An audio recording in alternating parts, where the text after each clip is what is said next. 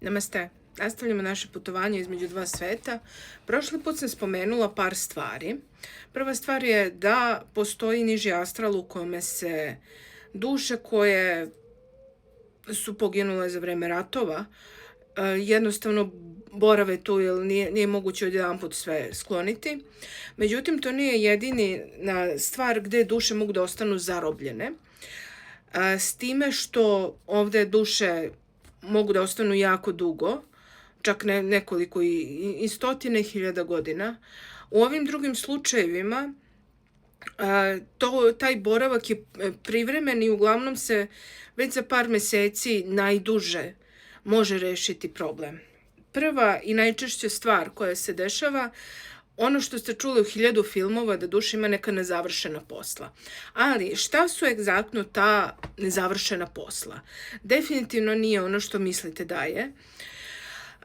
Kao što sam rekla, mi svi imamo jednu veliku stvar koju treba da uradimo u toku reinkarnacije. Međutim, mi nismo jedino odgovorni za našu reinkarnaciju. Mi smo odgovorni i za reinkarnacije drugih ljudi i postoji zaista jedna jako velika mreža koju kad bi sad krenula da pričam, ostali bi do sutra ovde, na što mi sve utičemo u stvari tokom našeg života. I s obzirom da je taj uticaj ogroman i da se mi tokom života dajemo i da mi rasipamo našu energiju, pogotovo ako ne znamo da uradimo nikakvu energetsku tehniku, da se zaštitimo od toga. Sve te stvari nam prave problem jednom kada je vreme da pređemo na drugi nivo postojanja, tako da duše čuvenih 40 dana, nekada i duže, ali uglavnom se to završi za tih 40 dana, prolazi kroz sva mesta gde je njena duša ostala zarobljena, kod svih ljudi gde je ta duša ostala zarobljena i uglavnom je to deo gde su njeni već najmiliji koji oplakuju, da bi 40. dana se ponovo vratila na mesto gde su njene mošti. Ne znam da li ću u ovom serijalu da se dotaknem toga, ali dotaći ću se kad tad. Gde se nalazi njeno fizičko telo, sem ako nije kremirano, što je mnogo bolja varijanta, jer onda sva energija odmah izađe iz tela. Ali u svakom slučaju i da je kremirano, ona mora da se vrati da kaže zadnje s Bogom onim ljudima koje vole. U slučaju da je telo pokopano, ona mora da dođe i da zatvori potpuno, da zatvori 7. čakru i nešto što se zove bindu. To je ovo, mi imamo jednu ravnu površinu baš gde je teme, pa malo ispod toga. To se zove bindu tačka i tu duša ulazi u telo. Tako da to je najčešće stvari, to je mnogo češće nego što mislite da je, tako da za živote, molim vas, naučite, imate i ovde na kanalu, imate i na Phoenix of the Northern Light, imate 100 varijanti i objasnila sam mnogo puta kako se zaključava vaša energija, kako se radi energetsko čišćenje. Znači, to su neke osnovne stvari koje traju nekoliko minuta u toku dana, znači vam puno. Kako se vraća vaša energija, mislim, to su onako najosnovnije duhovna higijena. Tako da, to je najčešće. Postoje stvari koje su manje česte, ali mogu da se dese da duša, mislim, duša mora da bude ozbiljno budna prvo, čak možda mora da bude i u zadnjoj reinkarnaciji, ovo je tako retko, da se duši pre nego što nastavi svoj put, pre nego što je oslobode u potpunosti cele priče tadašnje reinkarnacije, ona mora da obavi još neke stvari vezane za fizičku formu. Mora da dovrši reinkarnaciju posle smrti.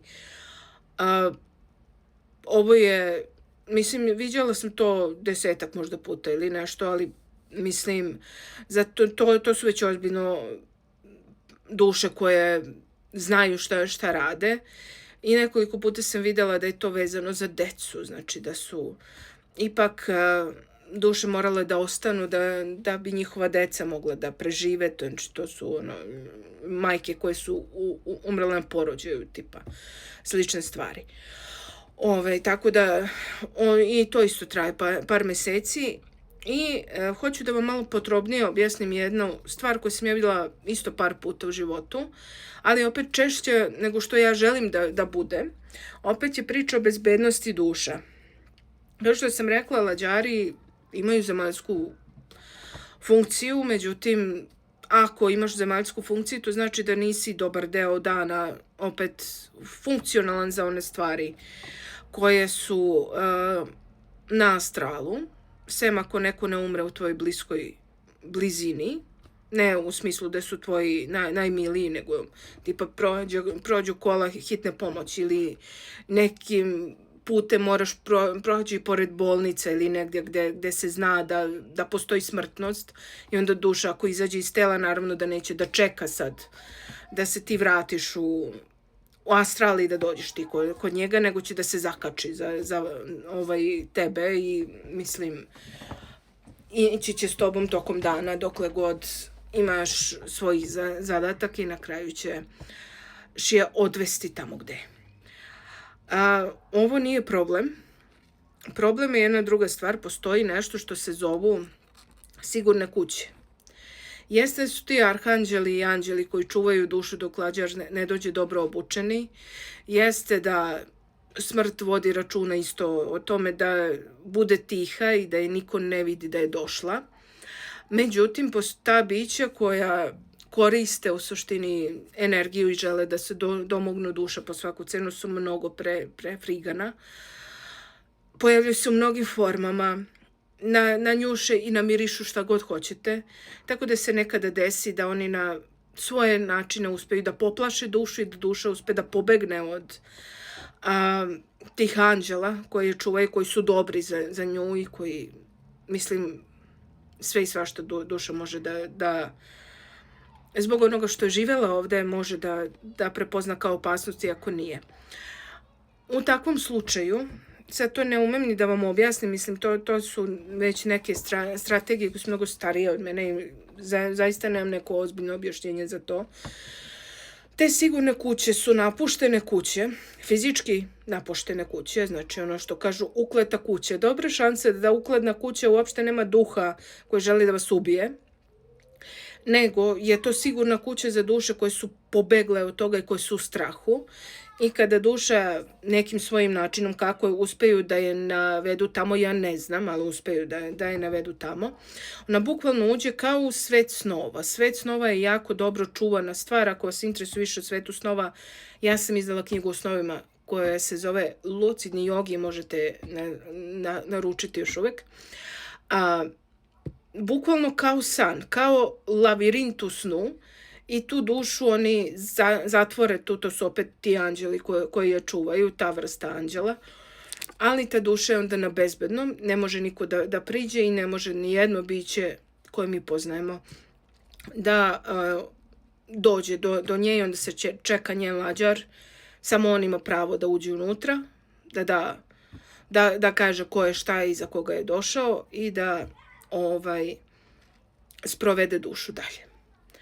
Tako da sve mere predostrožnosti su uvek urađene da duša bude bezbedna, uključujući i takvu vrstu infrastrukture, tako da je to jako složen sistem koji